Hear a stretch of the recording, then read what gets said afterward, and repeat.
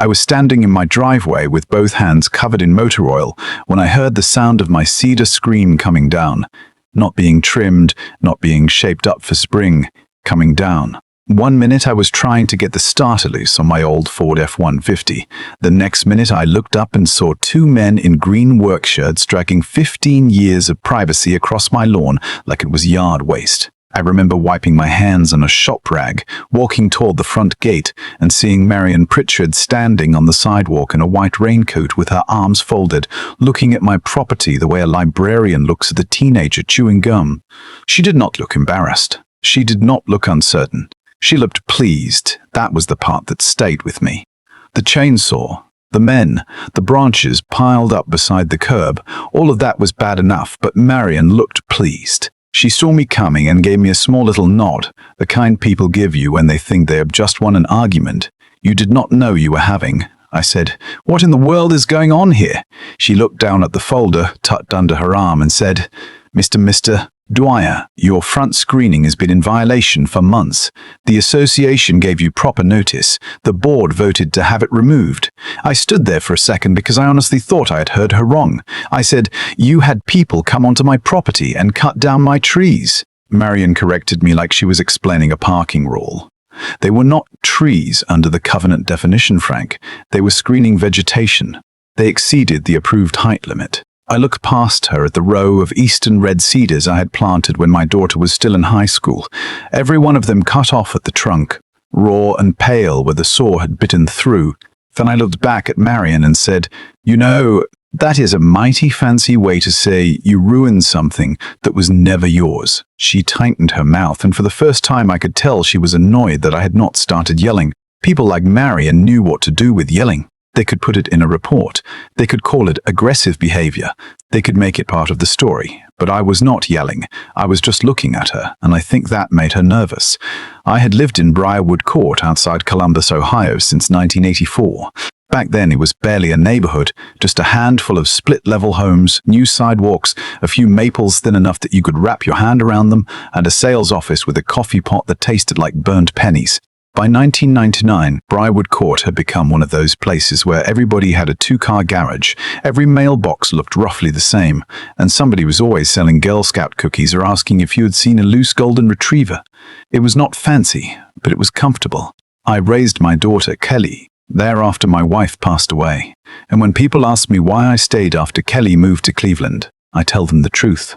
I stayed because I knew every crack in that driveway, every odd noise in the furnace, every old man on the block who liked to sit in a lawn chair after dinner and pretend he was not watching traffic. I liked that kind of familiarity. I liked pulling into my driveway after work and seeing the cedars along the front edge of my yard, tall enough to soften the street, thick enough to give me a little space from the world. I planted them in 1985 with my brother Ray. We rented an auger from a hardware store, spent all Saturday digging holes, and drank 2 warm cans of Schlitz while arguing about whether the Browns would ever have a decent quarterback. Ray said the trees would never grow the way I wanted. He was wrong about that, though to be fair, he was right about most football things. Those cedars grew slow and steady year after year, until they made a green wall along the sidewalk. They were not elegant, they were not the kind of thing you saw in a magazine, but they were mine. They blocked the glare from passing cars, hid the front windows from people walking dogs, and gave me the feeling that I had a home instead of a house with a payment book. And yes, I knew the Briarwood Court covenant said front yard screening could not exceed 4 feet. I knew it because I had read the rules when I bought the place, and then I'd done what most people did with neighborhood rules in the 80s and 90s, which was put them in a drawer and assume nobody would make a federal case out of a shrub. For nearly 14 years, nobody did. There were taller bushes all over Briarwood. The Holloways had a row of hollies tall enough to hide a pickup truck. The Jensen family had a white lattice wall along their driveway that was clearly higher than the rules allowed. Mr. Ludlow on Ashbury Lane had an old boat parked beside his garage under a blue tarp that had been there since Reagan was in office. Nobody bothered anybody. Then Marion Pritchard moved into the house across from mine. Marion and her husband Roger came from a newer development on the north side of town. Roger was quiet, wore khaki pants even when he was washing his car, and seemed to spend most weekends carrying bags of mulch from one side of his yard to the other. Marion was the one people noticed. She had worked for a regional bank for almost 30 years, mostly in compliance, and she carried herself like she had spent a lifetime telling people which box they forgot to check. Within 6 months of moving in, she joined the Briarwood Court Homeowners Association. Within a year, she was secretary. Then the president retired to Arizona. The treasurer had a heart attack scare and decided he was done with meetings, and somehow Marion ended up running the whole thing. At first, folks thought it might be good. Briarwood could use somebody organized. We had potholes in the rear lane, a broken light at the entrance sign, and a community bulletin board that still had a flyer for a 1993 rummage sale stapled to it. But Marion did not start with potholes. She started with porch furniture, then trash cans, then flower bed borders, then basketball hoops. She had a way of writing violation letters that made a plastic tricycle sound like a threat to civilization. You would get a typed notice on association letterhead tucked into your mailbox in a white envelope, and it would begin with something like, "Dear resident, it has come to the attention of the board that a condition exists upon your property which may negatively impact the visual integrity of Briarwood Court." You would read that and think you had accidentally built a landfill. My first letter came in late April of 1998. It said the cedar screen along the front of my property exceeded the maximum permitted height. It gave me 60 days to bring it into compliance. I read it at my kitchen table with a cup of coffee and laughed. Then I folded it once, slid it under the salt shaker, and forgot about it for 3 weeks. The second letter was less friendly. It said failure to correct the violation could result in fines and further action by the association. That one got my attention, not because I planned to cut the cedars, but because it made me angry. I walked out to the curb and looked at my trees. They were about 6 feet high, maybe a little more in places. Thick, healthy, dark green. I thought about cutting them down to 4 feet and knew exactly what would happen. They would look ridiculous. Cedars do not forgive you for taking half their shape away. You cut them too low and all you get is a lumpy row of brown branches that looks like it lost a fight with a lawnmower. So I ignored the second letter too. The third letter came in a certified envelope. That was when I called a lawyer. His name was Arthur Bell, and he had an office above a travel agency in downtown Columbus. He wore suspenders, smoked cigars even though he never lit them, and talked in a slow voice that made you feel like he had already thought through your problem before you finished explaining it. I sat in his office one Thursday afternoon while rain ran down the windows, and I handed him the covenant papers, the letters from Marion, and a few photographs of my cedars. Arthur read everything without saying much. Finally, he leaned back and said, "Frank, I am going to tell you something you may not like. You are in violation. The rule is written clearly. The association gave notice. They can probably enforce it." I said, "Probably." He said, "In this kind of thing, probably is not a word you want to build your weekend around." I asked him what I should do. He said, "Cut them yourself, control the work, and stop this before it turns into a bigger problem." I told him I could not bring myself to do it. He took the cigar from his mouth and said, "Then you are not asking me for legal advice. You are asking me to bless a stubborn decision." I said, "Maybe I am." He looked at me for a long second, then said, "Well, I have seen worse reasons to be stubborn. But understand this, the longer you wait, the less control you have." I left his office knowing he was right and still did nothing. That is one of the things people do not always understand when they hear stories like this. They want a clean hero and a clean villain. They want one person to be completely reasonable and the other one to be completely rotten. Life does not usually hand you that. I knew I was pushing my luck. I knew the rule existed. I knew I was letting my dislike for Marion turn a landscaping problem into a matter of pride. But pride is a strange thing when you are older. When you are 25, pride makes you pick fights in bars. When you are 50, pride makes you stare at a row of trees you planted with your brother and think, "I will be damned if anybody tells me they do not belong here." So I waited. And then one Tuesday morning in September of 1999, while I was trying to get my truck started for work, the association sent 2 contractors into my yard and cut down every cedar I had. The bill arrived 3 days later. $675. That was what Briarwood Court charged me for the privilege of watching my own trees get hauled away. I stood in my kitchen holding that invoice and felt something settle in my chest. It was not rage exactly. Rage burns hot and fast. This was colder. This was the feeling you get when you realize somebody has mistaken your silence for weakness. I called Arthur Bell that afternoon. He answered on the 3rd ring and said, "Let me guess, you got the bill?" I said, "I got the bill." He said, "You want to challenge it?" I said, "No. I want to know what I can put in my front yard that Marion Pritchard cannot touch." There was a long pause on the line. Then Arthur said, "Well now, that is a better question. Mydle." For the next 2 weeks, I became a student of Briarwood Court bylaws. I had never been much for paperwork. I was an electrical maintenance supervisor at a packaging plant, which meant I spent my days with control panels, wiring diagrams, and machines that could take your finger off if you looked at them wrong. I understood systems. I understood how one small overlooked part could shut down an entire line. What I had not understood was how many tiny gaps existed inside the rules people trusted to run a neighborhood. I sat at my kitchen table night after night with a yellow legal pad, a desk lamp, a cold pot of coffee, and the covenant booklet Arthur had given back to me. I underlined sections until the pages looked like they had been attacked by bees. The rule Marion used against me was in Article 4. It covered shrubs, hedges, screening vegetation, and certain decorative fences. Nothing in it said much about masonry. Article 5 covered fences, but only wood, vinyl, chain link, and wrought iron. Article 7 covered permanent structures requiring a permit. That was where things got interesting. I called the Franklin County Building Office from the phone in my den and spoke with a man named Leonard, who sounded like he'd been answering the same question for 20 years.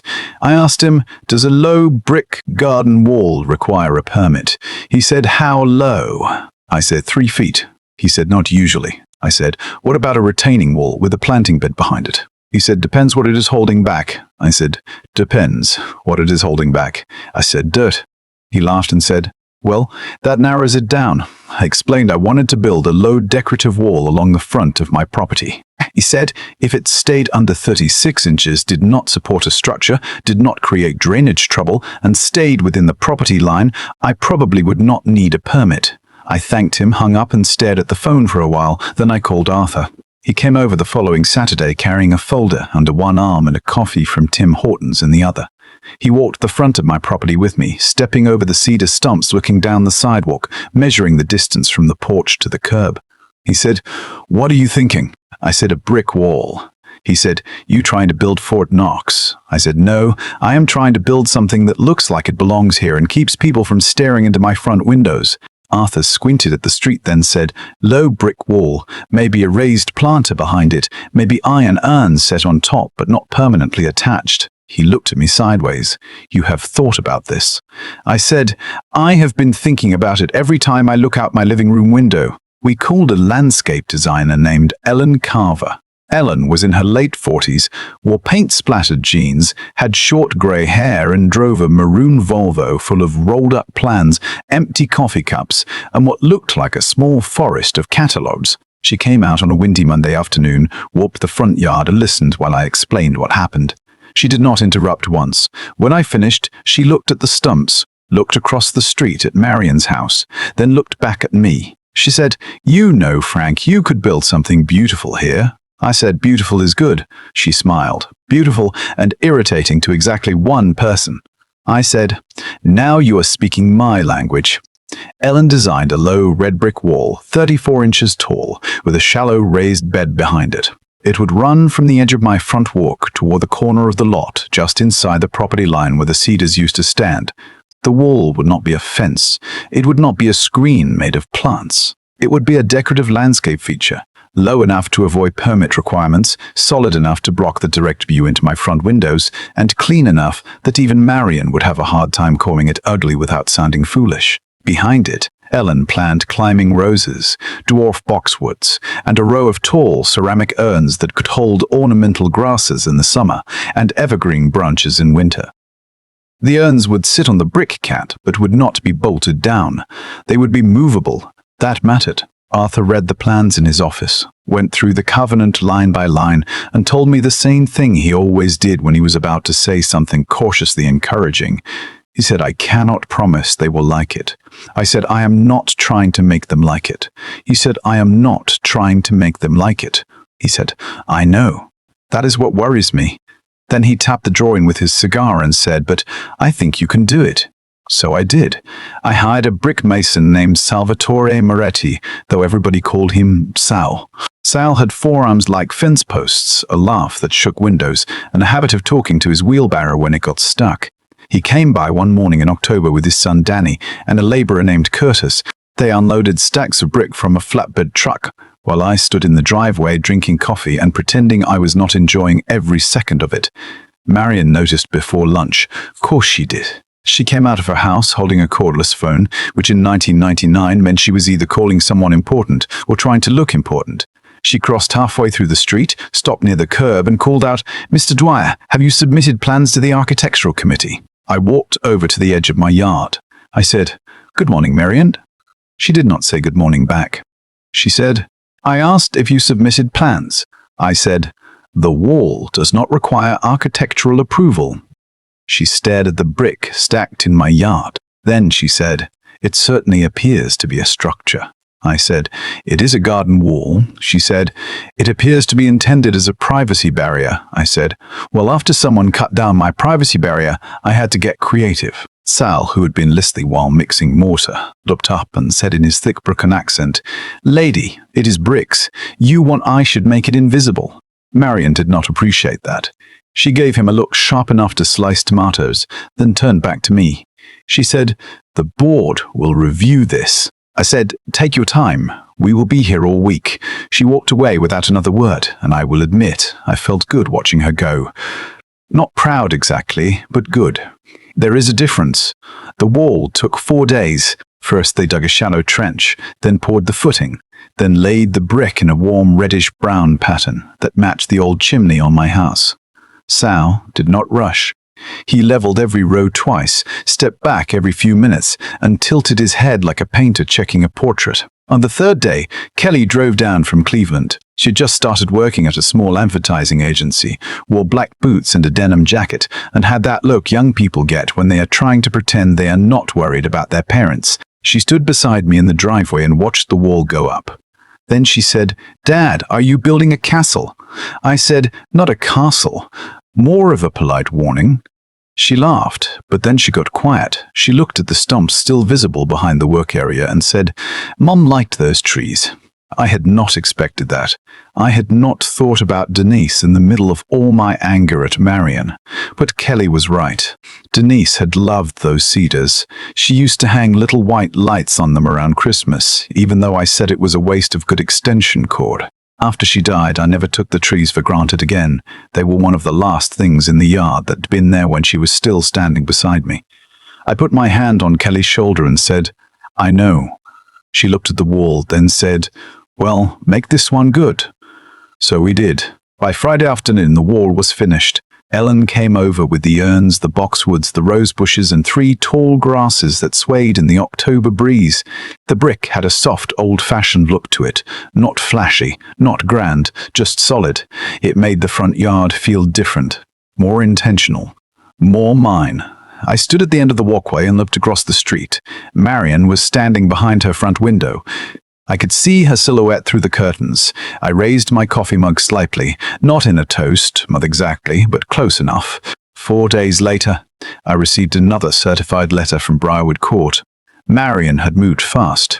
The letter said the association believed the wall, urns, and plantings together created an unapproved screening feature that exceeded the permissible front yard height.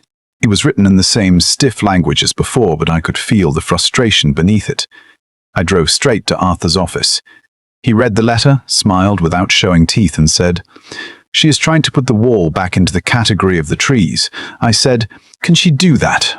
He said, "She can try." Then he drafted a response. It was not dramatic. It did not insult anybody. It simply explained that the brick wall was a low landscape element. The urns were movable. The plants were not installed as a hedge or screening row, and no part of the project required approval under the existing covenant. At the end, Arthur wrote that any effort to fine me or demand removal would be challenged. He sent copies to Marion, every board member, and the association management company. For 3 weeks, nobody said a thing. Then the association lawyer sent a letter back. His name was Harold Vance, and he had been representing Briarwood Court for years. He wrote that the board was reviewing the language of the covenanters and considering an amendment to clarify the rules concerning front yard masonry features. Arthur called me at work and said they know they do not have a clean case, so now they want to change the rules. I said, "Can they do that?" He said, "Not quickly. They need a vote of the homeowners, and there are 112 houses in Briarwood. 60% approval. Notices, a meeting. Approval, notices, a meeting. Ballots. In 1999, that means a lot of envelopes and a lot of people ignoring them until the last minute." I said, "What happens to the wall while they do all that?" He said, "It stays right where it is." That was when the story stopped being about me. The amendment notice went out in November. It was mailed to every house in Briarwood Court with a typed explanation that said recent landscaping activity had exposed a gap in the community guidelines. Marion did not name me, but she did not have to. Everyone could see the brick wall when they drove past my house. Within a week, people began knocking on my door. The first was Alice Morgan, who lived 2 streets over and had been in Briarwood longer than I had. She brought a banana bread wrapped in foil and said, "Frank, I am not here to tell you what to do with your yard. I am here to tell you I have been waiting for someone to stand up to that woman." I invited her in. She sat at my kitchen table, looked at the wall through the front window, and told me Marion had cited her for a faded porch swing while ignoring a broken fence behind the Pritchard house. Then came Earl Benson, a retired postal worker who had received a warning about his camper, even though he only kept it in the driveway 2 weekends a year. Then came a young couple named Nate and Lori Chavez, whose little boy had a plastic basketball hoop beside the garage. Marion had cited them for visual clutter. They were too embarrassed to complain until they read the amendment notice. The more people talked, the clearer the pattern became. Marion was not enforcing every rule. She was enforcing what she could see, what bothered her, what made her feel like she was keeping the neighborhood under control. The old boat under the tarp on Ashbury Lane was still there. The huge satellite dish behind the Carlsons' garage was still there. The shed with the missing shingles on Glenbrook Drive was still there. But if something was visible from Marion's walks, her windows, or the route she drove to the grocery store, you could expect a letter. I started keeping a notebook. Not because I wanted revenge, but because people kept bringing me examples. The notebook filled up fast. By the time of the association meeting in December, I had 16 pages, EENDing. The meeting was held at the Briarwood Court Clubhouse on a Thursday night, 2 weeks before Christmas. Normally, association meetings drew maybe 10 people, 15 if there was a problem with snow removal. That night, the parking lot was full. Cars lined both sides of the street. I got there 20 minutes early and still had to sit near the back. The room smelled like coffee, wet coats, and those little powdered donuts someone always brought to meetings but nobody ever admitted buying. Marion sat at the front table in a navy blue suit, her folders stacked neatly in front of her. Beside her were the other board members, including Jerry Sloan, who had been treasurer forever and looked like he would rather have been getting a root canal. Arthur Bell sat 2 rows behind me with his cigar tucked into his breast pocket, unlit for once. He leaned forward and said, "Well, Frank, you certainly got their attention." I said I was hoping for a wall, not a revolution. He said, "Sometimes you get both." Marion called the meeting to order and began reading the proposed amendment. It would limit all front yard masonry walls, raised planters, decorative barriers, and similar features to a height of 30 inches and require prior approval from the architectural committee.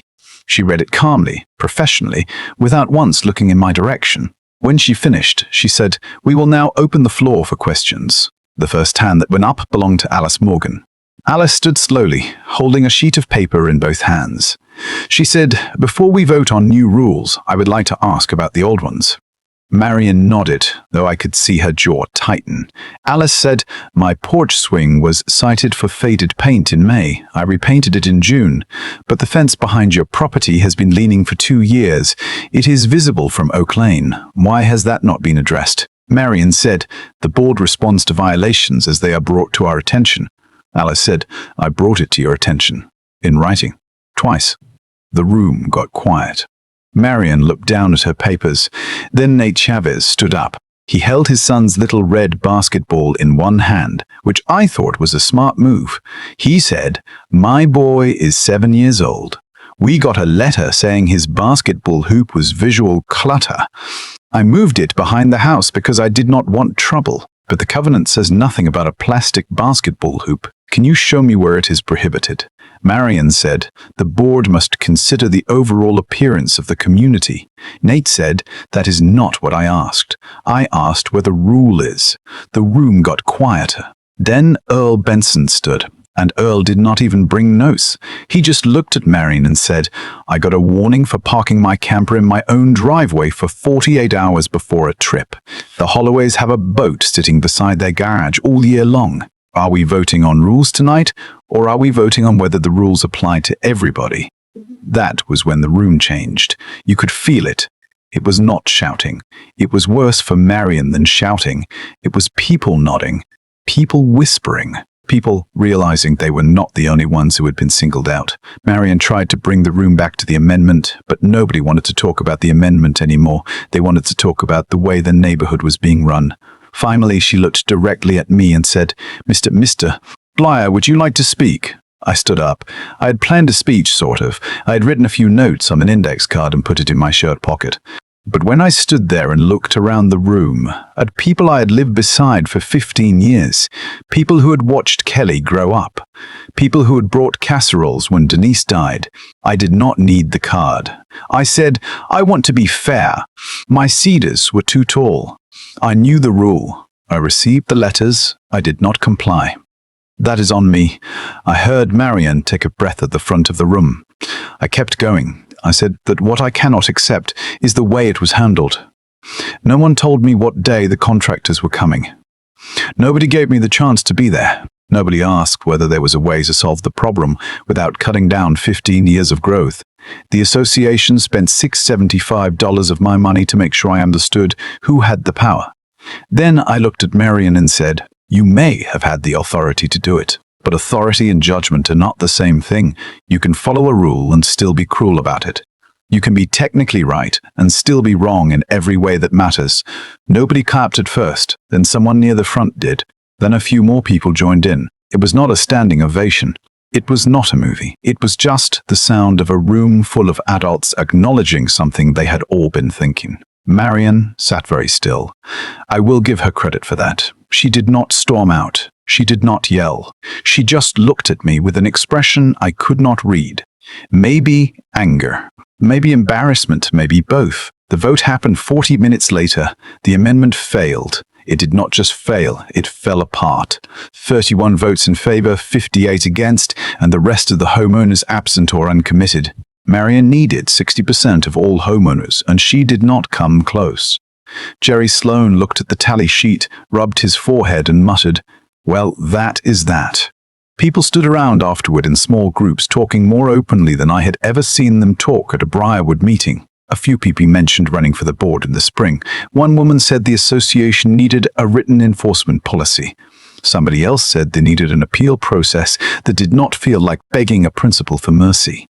I walked out into the cold night with Arthur. Snow had started falling in little dry flakes, and the parking lot lights made everything look yellow and quiet. Arthur shoved his hands into his coat pockets and said, you know, you could have just trimmed the trees. I looked at him and said, you could have just told me that before all this. He smiled around the cigar in his mouth. I did tell you.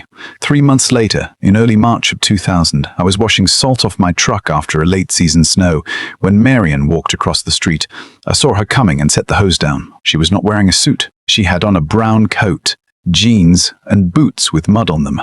For the first time since she moved in, she looked less like the president of something and more like a person who had walked across the street to talk to a neighbor.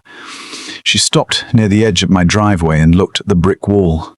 The roses had not come in yet, but the boxwoods were green and the wall had settled into the yard like it had always belonged there. Marion said, it looks good. I said, thank you. She nodded and said, I did not come over to argue. I said, that is a pleasant surprise. She actually smiled at that, just a little. Then she said, I have been thinking about the trees. I did not understand what they meant to you. I treated it like a violation file. I should have told you the contractors were coming. I should have given you a chance to handle it yourself. I stood there for a moment because that was not the apology I had expected. Part of me wanted her to say she had been wrong about everything, but another part of me knew she never would. Marion believed rules mattered. I believe rules mattered too. The difference was that I had learned through a very expensive and ridiculous row of cedar trees that rules were supposed to protect a community, not give one person a reason to feel important. I said, "I appreciate you saying that." She looked at the wall again and said, "I still think you were stubborn." I laughed. I said, "Marian, that may be the nicest thing you have ever said to me." She looked almost offended, then laughed too. We stood there in the driveway for another minute, two people who had spent nearly a year treating each other like enemy countries. Then I said, "You want coffee?" She hesitated. Then she said, "All right." We sat on my porch for nearly an hour. We did not talk much about the association. We talked about Roger's back trouble, Kelly's job in Cleveland, the new grocery store going up near Route 23, and whether Ohio State had any chance that fall. Marian still had opinions, plenty of them, but she listened more than she used to. The Briarwood election came that May. Marian ran again and kept a seat, but two long-time board members were replaced. Alice Morgan was elected secretary. Nate Chavez joined the architectural committee. The first thing Alice proposed was a written enforcement policy, posted on the clubhouse board and mailed to every homeowner. It explained how violations would be identified, how notices would be issued, how appeals would work, and how the board would review similar cases before acting on one property. The policy passed 4-1. Marian voted for it. That surprised me. A few months later, Nate got his son's basketball hoop back in the driveway. Earl parked his camper for a weekend without receiving a letter. The Holloways finally moved the boat, and the crooked fence behind Marian's house got repaired before summer. My brick wall stayed right where it was. The roses filled in by June, and by July the ornamental grasses in those urns were tall enough to sway above the brick whenever a breeze came down the street. I will not lie and say I stopped missing the cedars. I missed them every Christmas when I looked at the front yard and thought about the niece hanging lights with gloves on her hands and a scarf around her hair. I missed them on hot afternoons when the shade used to fall across the porch. But the wall became something else. It became proof that losing something does not always leave you empty. Sometimes it teaches you where your boundaries are. Sometimes it teaches you that being right is not enough, and being angry is not a plan. And sometimes, if you are lucky, it teaches an entire neighborhood that rules only work when people are willing to ask who they are being used for. So I still look at that wall every morning when I walk out for the paper. The brick is a little darker now, the roses need pruning, and one of the urns has a crack in it from a hard winter back in 2003. But it is still there. Nobody has touched it. Nobody has touched it. Nobody is going to come down my driveway with a clipboard and a chainsaw and take it away in the name of community standards. And I still wonder about one thing. Was I right to fight Marian the way I did? Or was I just another stubborn man who found a loophole because he could not let go of a grudge? Maybe both things can be true. What would you have done if an HOA removed something you had spent years building? Would you have followed the rules, fought back quietly, or found a way to build something they could never take from you? Tell me in the comments, because I have learned that every neighborhood has a Marian, every neighborhood has a Frank, and sooner or later, every one of us has to decide what fairness really looks like when it is standing right across the street.